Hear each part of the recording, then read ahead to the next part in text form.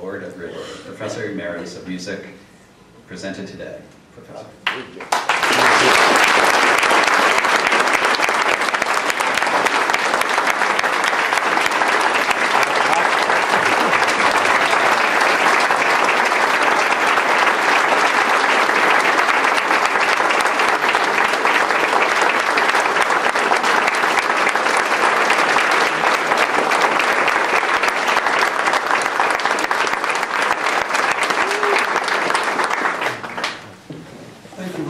I'm glad you didn't extend that welcome for too long, because I've been given only a maximum of 15 minutes in which to speak. And being tail end Charlie and being the last speaker in the whole enterprise, and the first performer in the concert to follow, and the two being so tightly scheduled that I'm surprised the colleges weren't able to lay on some helicopters for transferring those of us who aren't wearing Nike shoes to get up there in time.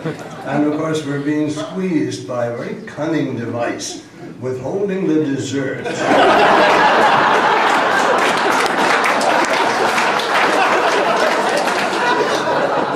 This, for those of you who like dessert, ensures an attendance at the concert. Now, it's not been established that names will be taken.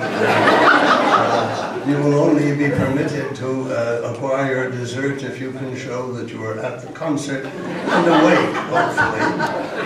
But I'm glad that we can get on with what I have to say, because I really have a great deal to say. You know, having a schedule so tightly set up that it limits people who are academics in nature and profession and acquaintance is a terrible thing, because like clergy, academics tend to be verbose and they have much to say. That's the point.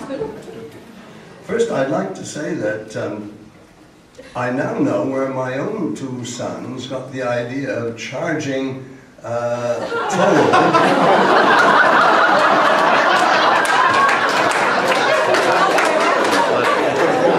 The other way around? Yes.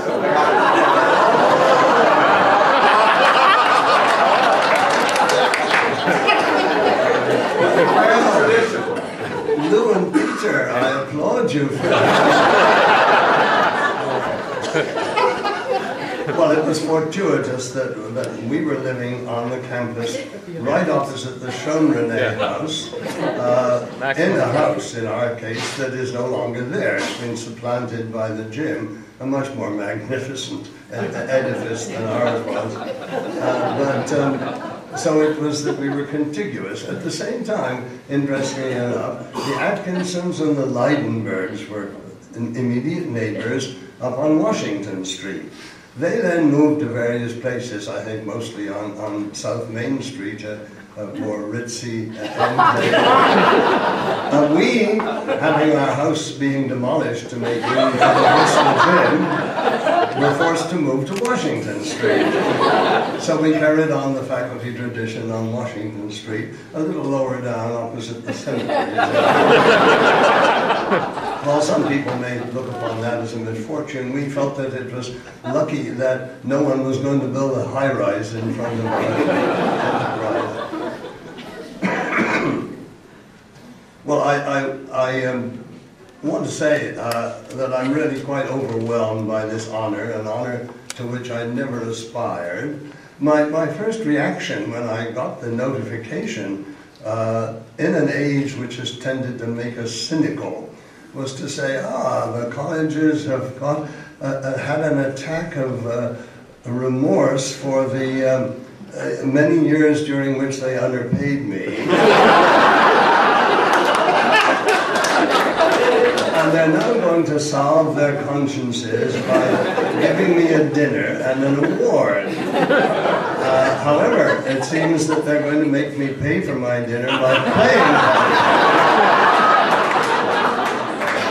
And I had the same experience from other administrations, because when I left Hobart and William Smith, because they had determined that at my advanced age of 65, I was no longer an asset to the teaching profession and forced to retire. They gave me an extra year at least. I had another year without tenure at that time.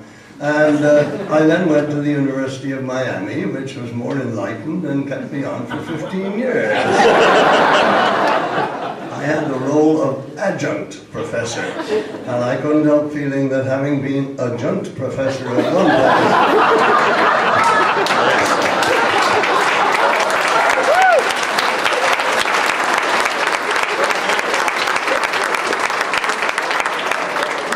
it was only fitting that I should have now been an adjunct. Adjunct, in case you don't know, means you don't get to vote on the faculty, which was no hardship. Now, I detected a certain sense of amusement when my title was introduced. I think maybe I ought to explain what it is. It is serious. I'm the Lord of a manor in England. It's in Northumberland, hard by the Scottish border. In fact, Hadrian's Wall, that large proportion of it that has been preserved by the National Trust and various other institutions, it having provided building stone for so many centuries of the English when the Romans left it, runs right through the domain, and the domain is a large one. However, none of it belongs to me. The Lords of Ridley, who date from the year 1230, when the title was created by King Henry III, it has been gradually sold off and whittled off by successive holders to pay for taxes and things like that. And of course, when the system of baronial manors and serfs came under disrepute, then the serfs became freemen and grabbed the land, you know, no longer belonged to the lord. And so it's gradually been sold off, except that I'm told that there are portions undoubtedly there which were not bought because they were deemed as having no value. And to these I may lay claim if I can find them. The catch is, when I said, well, how do I know where these are? Well, they said you have a map of all of the land that has been sold and the people who own it. You subtract that from the domain, and what's left is yours. And I said, great. What are the boundaries of the domain? And they said, well, nobody knows. It's lost in history. If you wanted to delve into it, it would be very expensive. And then, of course, the land you get was never deemed worth anything. I gather grass verges and things like that, or little odd patches of a field which couldn't be tilled and so forth, or swampland which wasn't good for anything else. That might belong to me. However, I do have the title, which was most recently owned by the family of the Queen Mother, who celebrated her 100th birthday this year while I was in England. And the Bowes-Lyon family had owned it and no longer wanted it and disposed of the title to me, having previously disposed of the land, you see. So I am quite authentically the Lord of Ridley, and it's rather fun to be addressed in official documentation from the British government, my lord or your lordship. I regained or added to my US citizenship, which I acquired, by the way, by serving as a British subject in the US Navy, and thereby acquired citizenship. I have reacquired my British citizenship, as they now call it. It used to be called, you were a subject in my day.